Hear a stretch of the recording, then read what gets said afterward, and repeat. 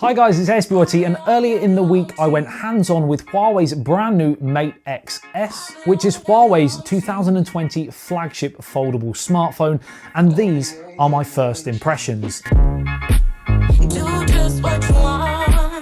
Now, I don't think a tech product has polarized me this much ever before. On one hand, I'm so excited by Huawei's innovation here, but on the other hand, the implementation of new tech in this product has left me scratching my head a little bit, and it's got me a little bit worried. So before we get to all of that, let's refresh on the core features and what's different with the Mate XS from the Mate X. Right, so from the start, the new Falcon Wing hinge has been upgraded. It's apparently now made of 150 different components, which is mad, and it's supposed to help keep out dust and dirt. The display is also now made up of 4 layers, including 2 polyimide film layers, a flexible OLED layer, and then another polymer layer which acts as like a cushion. So even though in terms of appearance we've got the same 6.6-inch folded and 8-inch unfolded form factor, these 4 layers apparently keep it more protected than last year's device. More on that later. Another difference from last year's model is the fact that the Mate XS is going to go on sale outside of China. So in Europe, for example, you are going to be able to get your hands on it,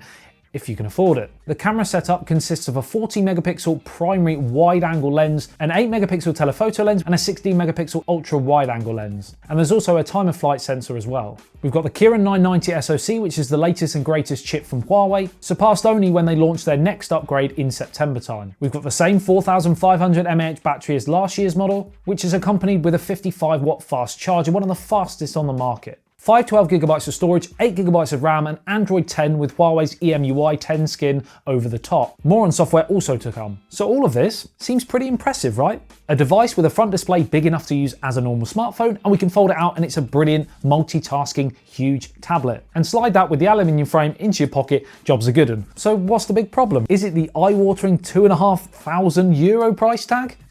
No.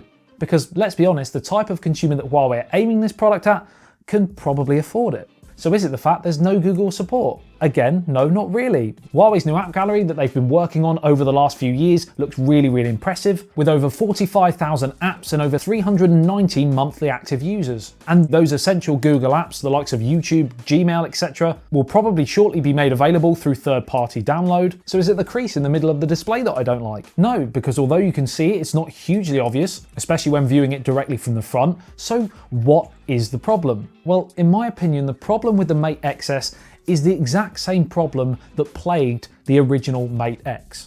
And that's the fact that on a fundamental level, the way the device folds, it leaves all of the vulnerable areas on the outside open to the elements. It seems a bit strange. We've got a plastic display which isn't as durable as glass, and it's on the outside. So the potential probability of damage seems pretty high compared to similar devices that fold the opposite way and have glass and metal on the outside. Now, I know the new 4 layers are apparently more durable, but remember you're advised not to even press down on these styles of displays with fingernails, etc. So what makes you think it will survive going in and out of your pocket, your bag? Any dust and dirt, foreign objects jangling around in either of those could cause serious problems for the display. And don't get me started on keys. Imagine those two meeting face to face in a dark alley. It's not even worth thinking about. So is it better than last year's model? Yes. Would I like to use it over a period of time to see if my opinion changes? Yes. But does it still feel a little bit like a concept/prototype device? Yeah, a little bit.